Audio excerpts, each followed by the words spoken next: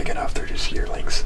So we're going to wait for a little bit bigger deer to come out so we can make his first kill. All right, so as Garrett has kindly told you, I'm 0 for 1, which sucks, but it's, yeah, I don't know, this is fun, it's peaceful. I wasn't expecting to have that shot, but like we hadn't even gotten out of the side-by-side, and he was just like, oh, look, all right, quick, come over here. So it's an excuse. It's a bad excuse, like all excuses, but that's what happened. So now I got to hear about it the rest of my life, and I'm going to make sure I focus to get this next one. And after you get one on the ground, it doesn't matter. All right, cool. Well, thanks for that.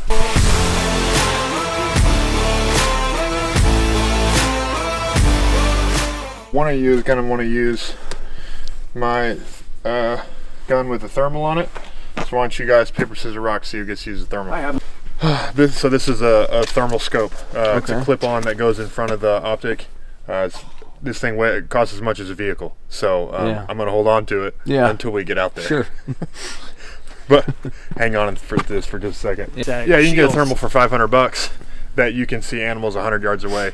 I can see deer 800 yards away through this thermal. Oh, wow. That's why it's so expensive.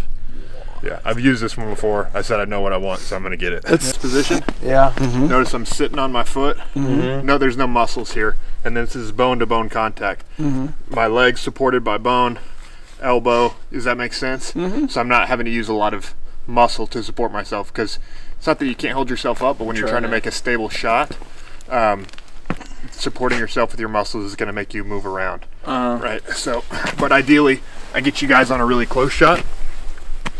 And then what I'm going to do is get both of you guys on line, right? So I'm going to get y'all in front of me, side by side, and then I'm going to give y'all a 3, 2, 1.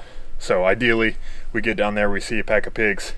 We're going to quickly get ready. I'm going to get y'all in line, and then y'all are going to go hot and unload on some pigs. Of course. So I when I was asking, like, do I need a rifle for this trip? And you were like, no, you don't need a rifle. And they were all making jokes like, you should be concerned. They invited you to go hunting and not bring a rifle.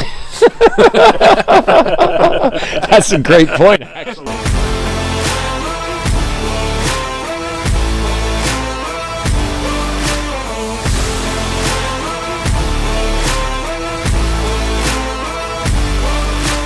Weather is it's a bit nippy. It's like 29 degrees, about 25 mile per hour wind. And we just happen to have this little heater buddy in our stand, so, you know, opportunity. We have been sitting here for, let's see, a little over an hour and a half. Saw one deer very quickly this morning. Other than that, Nick and I are just sitting here enjoying some good conversation, watching the windows freeze, and absorbing these 40 mile per hour gusts at 29 degrees. That's why they call it hunting.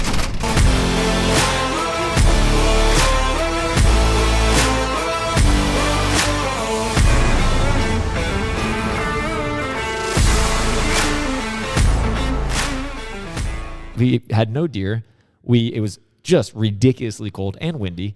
Also, I was in a room called the bunk room, which had 2 sets of bunk beds. And when we got there, it's actually called the cook shack, but same thing. Whatever, man. We get there. I select my bunk in the cook shack. I'm pretty sure it was the bunk shack, but whatever. And I throw my stuff on the bunk that I see, which is the bottom bunk on the right side. It's a double bed. Great. I go to get in it that first night, and I realize that the 190-pound dude that's already in his top bunk, like the beam had already broken in half. So this bed mattress was already sinking down low. You were envisioning like a Step Brothers moment of Carmelo just coming through the top bunk 100%. in the middle of the night. I had visions of Carmelo, who was the guy that was sleeping above me, just crashing down into me with like wood planks. And so I was like, no chance. So I pulled the mattress off and just put it on the floor. Whatever. We're going to be nice and safe.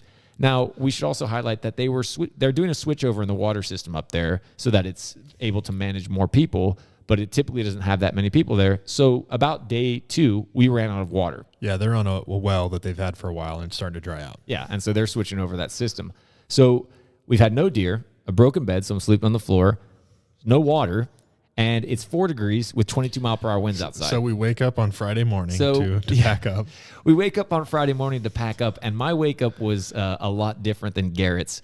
We forgot to mention that there was this cute little black cat that was hanging out around the cook shack, as Garrett's referred to it, and was inside all day on Thursday while we were trying to hunt. These guys felt sorry for the cat. Yeah, you felt know, sorry in for the 4 cat. degree weather. It's 4 degree weather. So, you know, he was in. Now, we were out all day. And on the last hunt, you and I and a couple other guys went out, and some guys opted to stay back.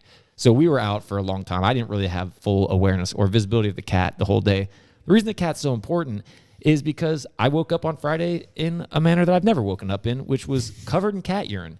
This cat, and like, listen to Garrett gets so much joy out of this. And let me share what my thought process was. So this cat, and I'm not talking Glorious. like, this was not a normal pee. This cat must have been holding it for like 7 days. Fortunately, I was kind of off to the side, so I didn't get it wasn't as bad as it could have been. But it was. That's a great way to look at Thank it. you. It could have been worse, dude. It was on my legs at least. Thank God it was on my legs. When you've been peed on in the middle of the night, there could always be more pee. There could always be more pee, and it could have been on my face or something. At least it was on my legs. So I have 3. So I get up. First of all, you know, you're half asleep. I wake up at 5 a.m. and I'm like, why am I wet and cold? Which shows how long it had been on me.